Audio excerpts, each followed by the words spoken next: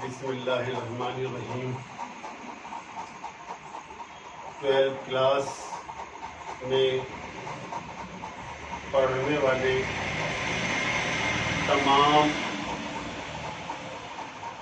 طلباء و طالبات کا استقبال ہے۔ آج میں تیسرا سبق طلب کا تجزیہ میں طلب کا قانون، مانگ کا قانون، لا آف ڈیمانڈ کے بارے میں بتاؤں گا۔ طلب کا قانون معاشیات کا ایک اہم قانون کے طور پر شمار کیا جاتا ہے۔ طلب کا قانون قیمت اور طلب کے درمیان مخالف رشتے کو واضح کرتا ہے۔ طلب کا قانون یہ بتاتا ہے کہ جب کسی شے کی قیمت زیادہ رہتی ہے تو صارف کم مقدار میں طلب کرتا ہے، اور قیمت میں کمی آنے پر صارف طلب کی مقدار میں اضافہ کرتا ہے۔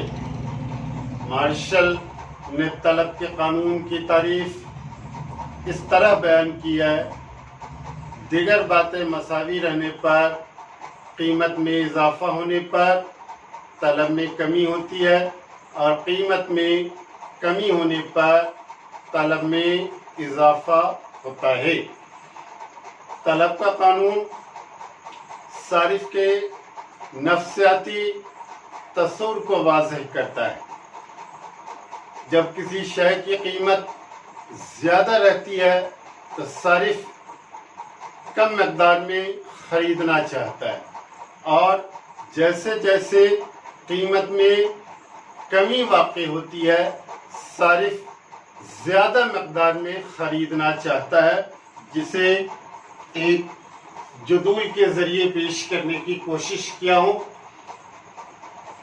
سیب کی قیمت ہے اور الگ الگ طلب کی مقدار ہے۔ جب سیب کی قیمت 50 روپیہ ہے تو صارف 1 کلو طلب کرتا ہے۔ جب سیب کی قیمت گھٹ کر 40 روپیہ ہو جاتی ہے تو صارف 2 کلو طلب کرتا ہے۔ جب سیب کی قیمت گھٹ کر 30 روپیہ ہو جاتی ہے تو صارف 3 کلو طلب کرتا ہے۔ جب سیب کی قیمت گھٹ کر 20 روپیہ ہو جاتی ہے تو صارف 4 کلو طلب کرتا ہے، اور جب سیب کی قیمت گھٹ کر 10 روپیہ ہو جاتی ہے تو صارف 5 کلو طلب کرتا ہے۔ اس طرح واضح ہوتا ہے کہ جیسے جیسے سیب کی قیمت میں کمی واقع ہو رہی ہے صارف طلب کی مقدار میں اضافہ کرنے لگتا ہے۔ اس لیے طلب کے قانون کو ایک ترسیم کے ذریعے پیش کیا گیا ہے جو ایکس محور اور وائی محور۔ ایکس محور پر طلب کی مقدار کو دکھائی گئی ہے، وائی محور پر قیمت کو دکھائی گئی ہے۔ تو جیسے جیسے قیمت میں کمی واقع ہو رہی ہے تو اس کی طلب کی مقدار بڑھتی جا رہی ہے، جس سے طلب کا خط ڈیمانڈ کرو جو اوپر سے نیچے کی جانب دائیں سے بائیں سے دائیں طرف ڈھلان بناتی ہے، یہی ہے طلب کا قانون۔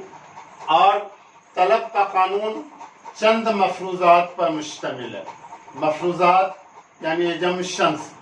طلب کا قانون ہر حال میں نافذ ہوتا ہے، لیکن چند مفروضات کے پیش نظر۔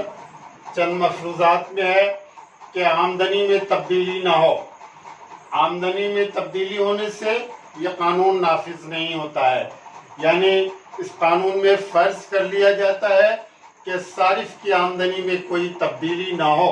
صارف کی آمدنی میں کمی آنے پر طلب میں قیمت میں کمی آنے پر بھی طلب میں اضافہ نہیں کرے گا، اس لیے یہ مفروضات کے طور پر شمار کیا جاتا ہے۔ دوسرا پوائنٹ ہے शौक व आदात में तब्दीली ना हो। तलब के कानून में फर्ज कर लिया जाता है कि सारिफ के शौक, फैशन व आदात में कोई तब्दीली नहीं होती है। शौक व फैशन व आदात में तब्दीली होने से ये कानून नाफिज नहीं होगा। उसके बाद है मुस्तकबिल में अशिया की कीमत में इजाफा या कमी का इम्कान नहीं हो। तलब के कानून में फर्ज कर लिया जाता है कि मुस्तकबिल में किसी अशिया की कीमत बढ़ने का इम्कान नहीं है, न तो घटने का इम्कान है। अगर सारिफ को अगर अंदाज़ा होता है कि मुस्तकबिल में अशिया की कीमत बढ़ने का इम्कान है तो ज़्यादा कीमत पर भी ज़्यादा मकदार में तलब कर सकता है। अगर सारिफ को यह अंदाज़ा हो जाए कि अशिया की कीमत कम होने का इम्कान है तो कम कीमत पर भी कम मकदार में तलब कर सकता है। उसके बाद है कि मुतबादिल अशिया की कीमत में तब्दीली ना हो। तलब के कानून में फ़र्ज कर लिया जाता है कि जिस शय का इस्तेमाल कर रहे हैं उसके मुतबादिल अशिया की कीमत में कोई तब्दीली नहीं होती है, वरना यह कानून नाफिज नहीं होगा। इसके बाद है हुकूमत की पॉलिसी में तब्दीली ना हो। हुकूमत के टैक्स व दीगर पॉलिसी में तब्दीली होने से भी किसी शय की तलब पर असर पड़ता है। हुकूमत की जानिब से किसी शय पर, किसी अशिया पर ज़्यादा टैक्स आयद करने से उस शय की कीमत बढ़ जाती है। हुकूमत की जानिब से किसी शय के पर टैक्स में कमी लाने से उस शय की कीमत में कमी आ जाती है। उसके बाद है कि आबादी में तब्दीली ना हो। अगर आबादी बढ़ने से भी ज़रूरियात ज़िंदगी की अशिया की तलब बढ़ जाती है तो कीमत में इजाफा होने पर भी सारिफ ज़्यादा मकदार में तलब करते हैं। तो ये चंद पॉइंट्स के पेश नज़र आज मैं आपको तलब का कानून मैं मफरूज़ात के साथ बताने की कोशिश किया हूँ। मुझे उम्मीद है कि आप उसे समझे होंगे और मज़ीद उसे समझने की कोशिश करेंगे। शुक्रिया।